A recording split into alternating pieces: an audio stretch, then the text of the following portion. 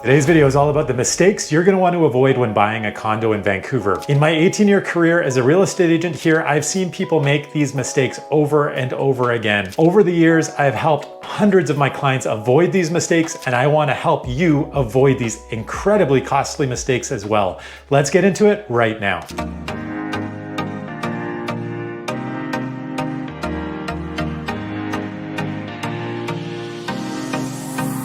My name is Sebastian Albrecht with the Living in Vancouver, BC team, and welcome back to the channel.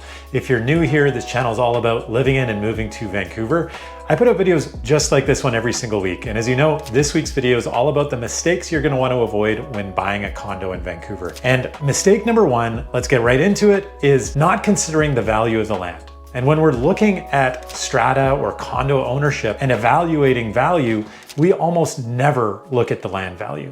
And the reality is that depending on the situation, there could be a lot of land or a little bit of land that comes along with your condo. You, as an owner of that condo, own a partial share of the land that it sits on if it's a freehold strata. And so you can imagine, picture in your mind, a large tower that has a small footprint of land. So obviously your share of that land is relatively small, but there could be situations, and I'm thinking here of low-rise condos that are sort of broad. They're short, squat, and broad. And so their footprint on the land is rather large. And this is a difference that we don't take into account at all when we're evaluating amount that these condos cost. All we are doing typically is taking into account things like the condition of the building, the location, the size of the unit, the age of the unit. These are the things that we typically put into the evaluation of what the value of the home is. What we don't take into account is the amount of land that comes with the property. These days, I would say, in my opinion, this is becoming more and more important. In a place where land is at a real premium in Vancouver, where the most expensive thing that you're purchasing is the land, and where, there's websites like Crack Shack or Mansion. You can't tell the difference. I just sold a $5 million house that needs to be torn down because of the value of the land. This is more and more something that I think people who are looking at condos need to take into account. And if you're viewing your home, the condo that you're purchasing, primarily as an investment and not as much as just a home, well, you should be taking into account the potential value of the land as well, because over time, that is, I believe, going to be a larger proportion of the value that you're going to see. And the potential comes down to future development and whether or not a developer comes knocking on your door down the road. This isn't something I would necessarily put money on. Well, you are putting money on it, but it's not something that I would entirely base my decision on. But it is something I think you need to consider when you're purchasing a condo in Vancouver. Mistake number two that I see all the time is that people get far too focused on the amenities. It's a pretty common thing to do. I mean, there might be something that's really important to you, like you love to run or you love to swim, or you're really focused on your security. You want a concierge at the front door. These are things ultimately that you're going to have to pay for. And so you definitely want to consider very carefully whether you're going to get good value for the money that you're going to spend on it. In my experience, most of the time, most of us aren't going to get very good value for the amenities that we're paying for. And especially the really expensive amenities, things like a pool, a 50-meter pool as an example, or a full-time concierge. Those in our market are two of the most expensive amenities that I see. And really the value that you're getting is pretty limited. When I've spoken to people who have been super focused on having a pool as an amenity, I asked them years later, how often did you end up using that pool? And it might be half a dozen times. It's very rare that I get somebody that tells me, you know what? I used it basically 3 times a week for the last 5 years. Now, if that's you, well, amazing. Then absolutely making sure that you get that amenity is critically important. But as an example with a concierge, the concierge in Vancouver rarely does much. And more often than not, they get cut back, going from full-time to maybe 1 shift a day, sort of like 9 to 5. And then what they actually do, the scope of their work is incredibly limited. Most of the time in Vancouver, it's kind of like a security guard. They're just watching the people that are coming and going, and they may take packages, but they're not gonna do things like they do in the United States in old Seinfeld episodes where it's a doorman. There's somebody opening and closing your door. having a conversation with you. They're going to take your dry cleaning out or walk your dog. Those things don't happen in our market. So definitely think very carefully about whether an amenity is worthwhile to you, whether you're going to get good value for the amount of money it's going to cost you, and the number of times you're likely going to use it.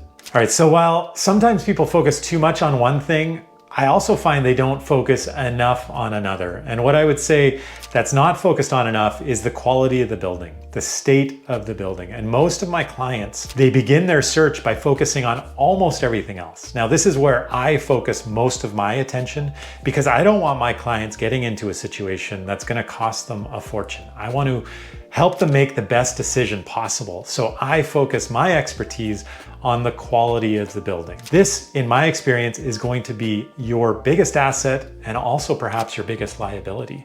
If you get in a bad situation, this is going to be an absolute nightmare. If you get into a good situation, it's amazing and it's going to hold its value over time and probably continue to exceed that value. This is a really important factor when you're looking at purchasing a condo in Vancouver. And there's enormous differences in quality of buildings, not only in the way that they were originally constructed, but then also in the way that they have been maintained over time. And of course, that would be if you're looking at something that's not brand new. And so how do you go about making sure that you're buying into a good building? Well, number one would be working with a very experienced realtor, somebody who has a lot of experience purchasing, helping buyers buy condos in Vancouver. Number two would be making sure that you're doing your due diligence in regards to the strata documentation. And there's a few different documents that you're going to want to pay close attention to. Of course, there are the strata minutes, and you're going to want to review those. But there's also something called the depreciation report. I'm not going to get into all the details about what that is right here, but just keep in mind that's something that you're going to want to see. Not every building has it at this point. They've just changed legislation that is going to require very soon every single building having a new depreciation report every 5 years within certain parameters.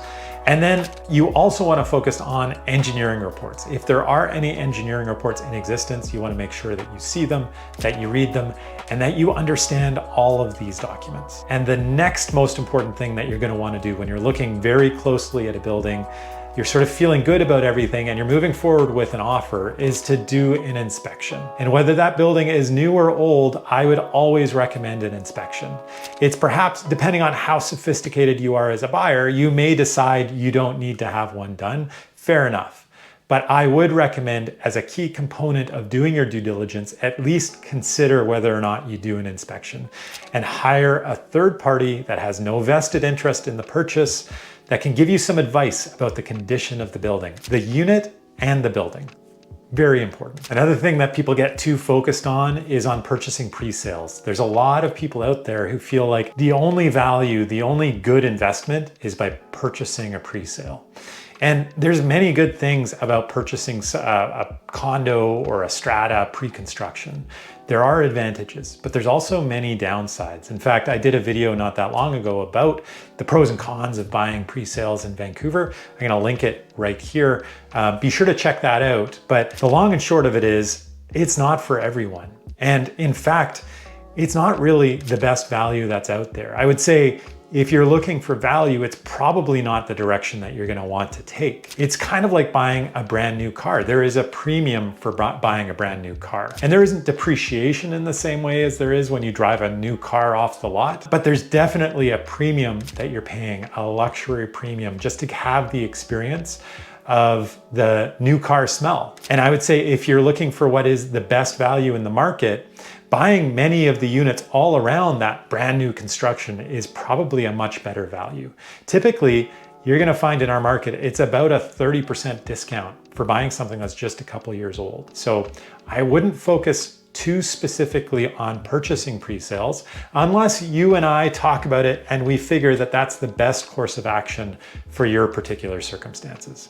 And speaking of your particular circumstances, as you know, I am a real estate agent that's helped hundreds of people move to Vancouver and purchase the best possible home. I can help you as well. My contact information is right there on the screen.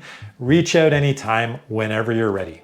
Another thing that I find people really get obsessed about is about the size, the square footage of the home that they're looking at. And this comes into play specifically with condos. I mean, it does make a difference, obviously, whether you are 600 square feet or 1,000 square feet. But I have to point something out, and that is that 5 different measurements could be taken of that unit, and they could all be slightly different. So if you're saying my absolute bare minimum for a 1-bedroom is 600 square feet, as an example, it could be that the 600 square feet on a particular listing is a little bit exaggerated or inflated in one way or another, or it could be undersized. In my experience, a lot of the way that a unit feels comes down to other things. It's not just the actual square footage, but it is the layout. If there's a long hallway, as an example, that is wasted space. And so a 550 square foot condo could actually end up feeling bigger than a 610 square foot condo. The size of windows, the placement of windows, whether it's a corner unit or not, these are all things that really play into how big a space feels. The ceiling height is another one, and that's another thing that people really don't pay attention to. But whether it is 8-foot ceilings or 10-foot ceilings, the volume of the space will differ greatly. I would try not to fixate too much on the exact square footage and have a bit of buffer at play there. And take a real hard, close look at the layout, at the floor plan, about the direction that the unit is facing, how bright, how light it is. These are all things that play into the feeling of the space that I would say are much more important than just focusing exclusively on the square footage. Too often I see people getting way too focused on things that just don't matter. And this is what I would call sort of the bells and the whistles. And things that come to mind here would be things like staging, cleanliness, how good the photos are, how bright the photos are. These things are all a little bit distracting, and something can look really good in photos, amazing staging as an example. In person, the reality of the condo might be a horrible building, it might be a bad location, it might be too small, or it might be overpriced. But we start to feel emotional about things when they look really good. So if you can avoid doing that, if you can focus on what really matters, and I would say things like the location, the bones, the structure, and the building quality, these are things that are much more important than just how good it looks in the photos. So try not to be distracted by all the bells and whistles and focus on what really, really matters when you're purchasing a condo. I have one more mistake to avoid, but before I get to that one, I just want to point out I have a bonus for you afterwards, something I haven't heard anybody talk about anywhere else, but I want to make sure that you know all about before you buy a condo in Vancouver. But first, mistake number 7 would be not getting help. Buying a condo is an incredibly complicated endeavor. In fact, buying a $600,000 condo in Vancouver is more complicated than buying a $6 million house. There's more that can go wrong in purchasing a condo here. There's all sorts of things, pitfalls to avoid that a very experienced agent can help you avoid. You need somebody on your side. And of course, I'd love that person to be me, and you can reach out to me right there anytime, as I've helped hundreds of people purchase condos in Vancouver, and I can help you as well. But if it's not, just make sure that the person that you are hiring has expertise that are specific to strata ownership in Metro Vancouver. Don't do this alone. There are too many things that can go wrong. And the benefit of having a realtor on your side is they are going to look after your best interest. And the benefit of having an experienced agent is that they can help you avoid these mistakes that I've talked about in this video and many other things that you're just not aware of and you're not thinking of. So that's a mistake I want to make sure that you're going to avoid. It's not going to cost you anything directly to hire a realtor to help you purchase a home. Our commissions get paid by the seller through the transaction. Indirectly, you are paying for our services, but not directly. So be sure that you take full advantage and you have somebody working on your side when you're making this incredibly expensive and risky purchase. And before I get into that bonus tip for you, perhaps one of the biggest mistakes you're gonna want to avoid and nobody talks about, I just want to thank you for watching the video. Be sure to like and subscribe if you enjoyed this video, if you want to see more videos like this one about living in and moving to Vancouver. I put out these videos every single week. And then if you are thinking of moving here, be sure to reach out if you're thinking of purchasing a home. I've helped hundreds of people purchase in Vancouver, settle into the right area and settle into the right home and avoid very costly mistakes. My contact information is right here on the screen. Be sure to reach out anytime. Now for that bonus, be sure that you value your time. This is something that most people who purchase condos aren't really thinking about, but especially large stratas, there can be a lot of things about where you live in that building and what you're getting that are gonna cost you a lot of time. And one of those things in a tower would be the number of elevators. Now, how many elevators are there? Is there just one elevator for 200 units? Is there two? Is there three? And I would say what I'd be looking for if I'm looking to purchase a condo is a building that has 3 elevators in a tower. Because if you don't have those 3 elevators and one goes down, or somebody's moving, or somebody is doing an open house on a weekend, or it's just rush hour, everybody's trying to get to work in the morning, everybody's coming home from work in the evening, getting in and out of your building will take a lot more time. And it drives me absolutely batty. I mean, I've been in buildings where I've had to wait half an hour for an elevator to get to one of the higher floors. And that's something you don't want to experience. Like that drove me nuts just once. But imagine that that's where you live and you need to come and go from, I don't know, the 25th floor, the 35th floor. And let's say you have a dog and you need to come and go frequently through the day. How much time are you going to save by making sure that you have multiple elevators at your disposal? In the same line of thinking, be sure you pay attention to where your parking stall is. The deeper that parking stall is, and in some of these newer buildings, those parkades can get really deep. We're talking about P8, P9. That can add 10, 20 minutes to your commute, just getting out of your parkade in the morning and back down into the parkade in the evening. And again, think about the amount of time you're going to waste doing that. And so there's a big difference in value, in my opinion, between a parking stall that might be on that P8 level and then a parking stall that's up on P2. I mean, P1 is usually reserved for maybe some commercial space and maybe visitor parking. That'd be pretty normal. So usually the best you can do is like a P2 level on some of these newer buildings. This isn't really an issue that I'd be too concerned about if you're considering older buildings. Generally, those older buildings are going to be smaller, lower, broader. Their parkades are going to be wider and not as deep.